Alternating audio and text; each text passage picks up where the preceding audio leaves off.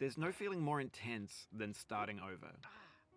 If you deleted your homework the day before it was due, as I have, or if you left your wallet at home and you have to go back after spending an hour in the commute.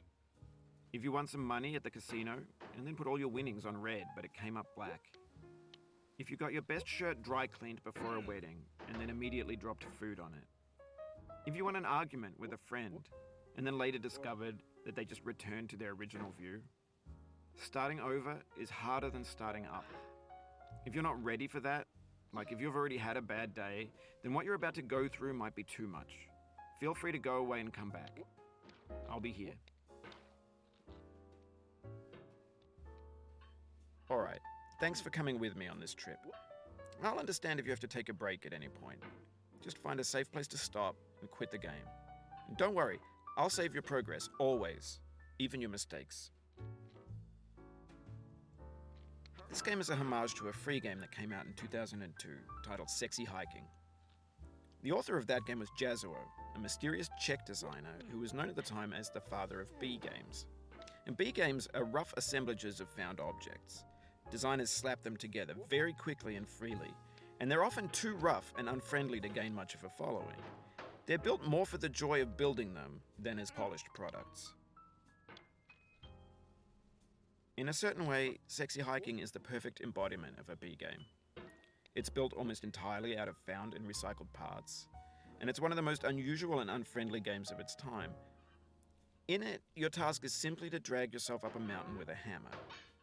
And that act of climbing, in the digital world or in real life, has certain essential properties that give the game its flavor. No amount of forward progress is guaranteed. Some cliffs are too sheer or too slippery. And the player is constantly, unremittingly in danger of falling and losing everything. Anyway, when you start Sexy Hiking, you're standing next to this dead tree that blocks the way to the entire rest of the game. It might take you an hour to get over that tree, and a lot of people never got past it. You prod and you poke at it, exploring the limits of your reach and your strength, trying to find a way up and over. And there's a sense of truth in that lack of compromise. Most obstacles in video game worlds are fake. You can be completely confident in your ability to get through them once you have the correct method or the correct equipment or just by spending enough time. In that sense, every pixelated obstacle in Sexy Hiking is real. The obstacles in Sexy Hiking are unyielding, and that makes the game uniquely frustrating. But I'm not sure Jazuo intended to make a frustrating game. The frustration is just essential to the act of climbing, and it's authentic to the process of building a game about climbing. A funny thing happened to me as I was building this mountain. I'd have an idea for a new obstacle, and I'd build it, test it, and it would usually turn out to be unreasonably hard. But I couldn't bring myself to make it easier. It already felt like my inability to get past the new obstacle was my fault as a player rather than as a builder. Imaginary mountains build themselves from our efforts to climb them, and it's our repeated attempts to reach the summit that turns those mountains into something real. When you're building a video game world, you're building with ideas, and that can be like working with quickset cement. You mold your ideas into a certain shape that can be played with, and in the process of playing with them, they begin to harden and set until they're immutable, like rock. And at that point, you can't change the world. Not without breaking it into pieces and starting fresh with new ideas. For years now, people have been predicting that games would soon be made out of prefabricated objects, bought in a store and assembled into a world. And for the most part, that hasn't happened, because the objects in the stores are trash. I don't mean they look bad or that they're badly made, although a lot of them are. I mean they're trash in the way that food becomes trash as soon as you put it in the sink. Things are made to be consumed and used in a certain context, and once the moment is gone, they transform into garbage. In the context of technology, those moments pass by in seconds. Over time, we've poured more and more refuse into this vast digital landfill that we call the internet. It now vastly outnumbers and outweighs the things that are fresh and untainted and unused. When everything around us is cultural trash, trash becomes the new medium, the lingua franca of the digital age. And you can build culture out of trash. But only trash culture.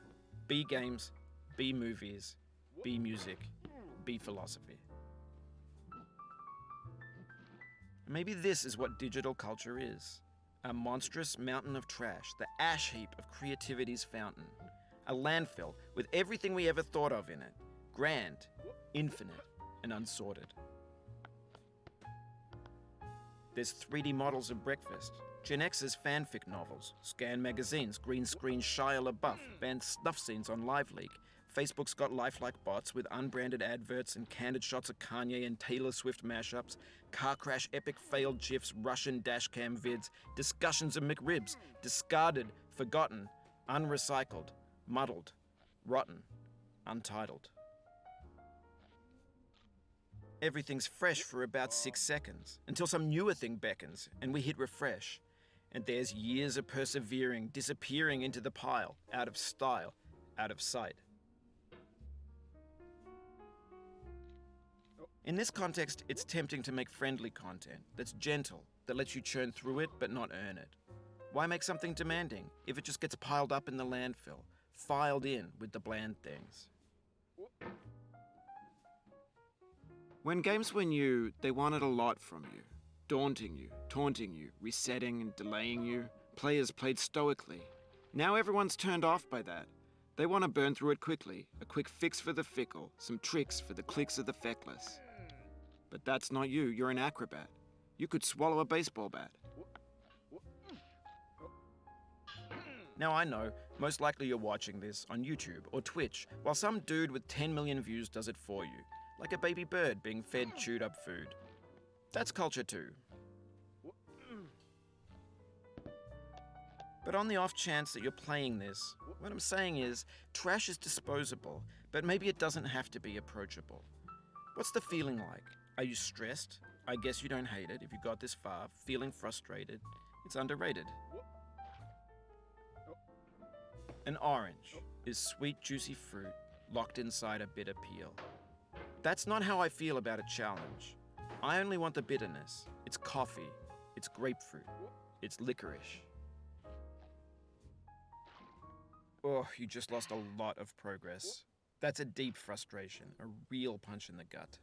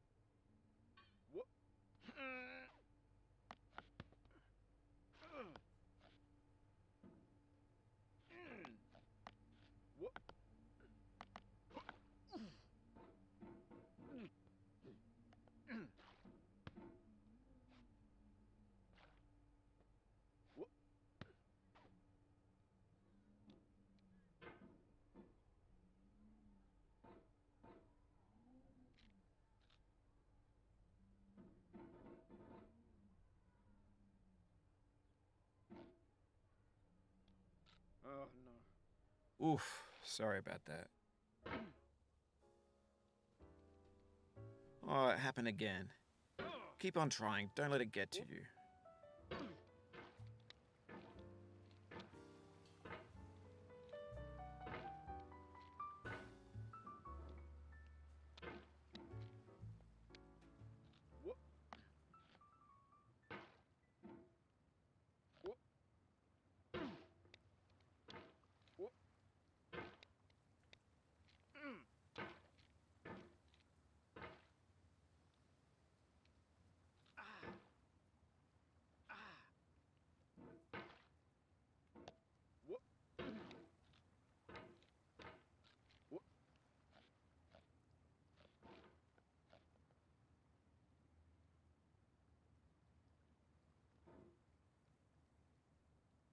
This thing that we call failure is not the falling down, but the staying down. Mary Pickford.